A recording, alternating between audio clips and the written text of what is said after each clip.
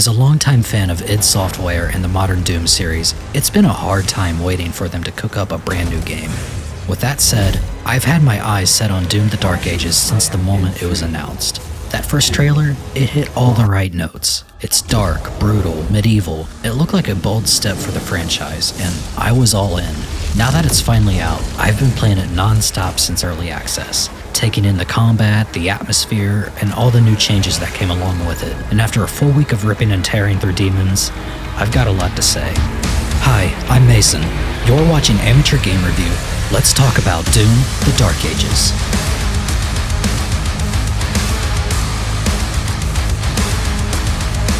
Off the bat, I want to mention how good the graphics are in this game, which isn't much of a surprise because Doom 2016 looks pretty good even for a 9-year-old game, and Doom Eternal still looks vibrantly hellish 5 years later. Jesus fucking Christ, it's been 5 years. The overall futuristic, medieval style of the Dark Ages just looks so damn good and perfectly fits the world and tone the game is trying to set. And that brings me to my next topic, which is the story. Yeah, I know it sounds weird, talking about the story in a Doom game, right? But the Dark Ages turned out to have a much larger narrative than I thought it would have. This isn't a knock against the game. The focus is still on killing massive hordes of enemies with a shotgun, don't worry. But it is nice to see a bit more of what goes on in the world of Doom firsthand, rather than simply reading codex entries, which, if you read before, you should know id Software aren't bad with their world building. So it shouldn't come as any surprise that the story of the Dark Ages would serve a bigger purpose than just getting you from places A to B.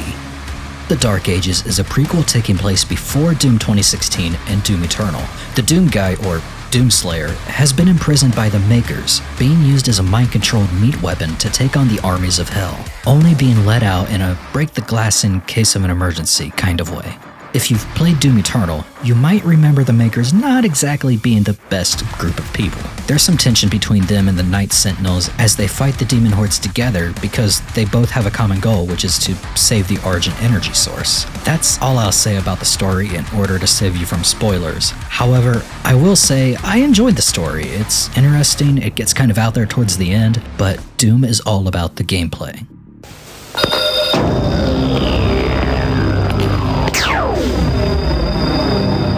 Power glove for your Nintendo Entertainment System.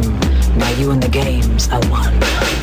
You have to give props to id Soft for drastically changing how their games play. Not once, but 3 times in a row and not missing a beat. All 3 games in this Doom trilogy have been a home run. Doom 2016 went back to the basics but sped it up by 100%, as well as implementing the glory kill system. Doom Eternal was all about the movement and played sort of like a rhythm game with the way you attack enemies using different weapons and abilities to gather resources like ammo, health, and shield. For Doom the Dark Ages, id Soft slowed down the gameplay, so if you're a big fan of Eternal, this might turn you off from the Dark Ages. It's still plenty fast, just not as fast as Doom Eternal, or even Doom 2016.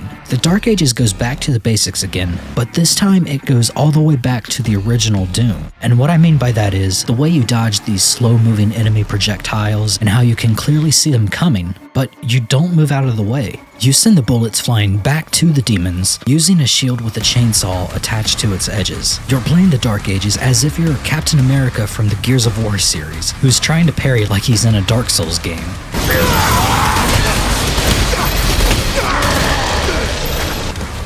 Another new weapon I absolutely love is the Pulverizer.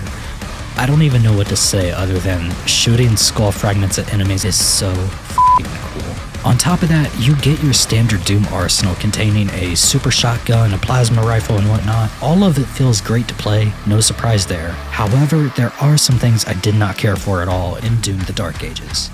For starters, the lack of glory kills. I think Doom 2016 and even Eternal are known for the glory kill system they had going. It's kind of in the Dark Ages. You can still one-shot stunned enemies, however, it's mostly the same punch animation or slicing in half, and occasionally a mighty kick to the face. In hindsight, this is a minor gripe, because my dislike for the Dragonflight segments outmeasures the lack of glory kills. Now, fighting demonic spaceships on the back of a dragon should be awesome, and on paper, it is. But once you've played one in the Dark Ages, you've played them all, and I found myself just wanting to be done with them. Same can also be said for the giant mech levels, however, I think the Dragonflights are far worse. Luckily, those are my only issues with the gameplay really. The gunfights are still awesome, the parry system is a welcome addition, and simply said, it's fun to kill a bunch of demons after a long hard day at work. However, there is one more big glaring issue. And close shut the jaws of oblivion. My biggest complaint about the Dark Ages, and really the one that hurts the most, is the soundtrack. Now, there's absolutely no hate at all towards Finishing Move. They simply did the job they were paid to do. However, I think the soundtrack is a huge downgrade compared to Mick Gordon's work with Doom 2016, and even Doom Eternal's The Ancient Gods soundtrack, which was composed by Andrew Hischel. There's some great riffs on the Dark Ages soundtrack. From the Ashes is one of my favorite tracks from the album, but a good portion of it just doesn't do it for me. It's like it's heavy just for the sake of being heavy. This is complete speculation on my part, but I think Finishing Move went into the studio with a heavy metal approach first, while Mick seemed to always start with ambience or an electronic forward line of thinking.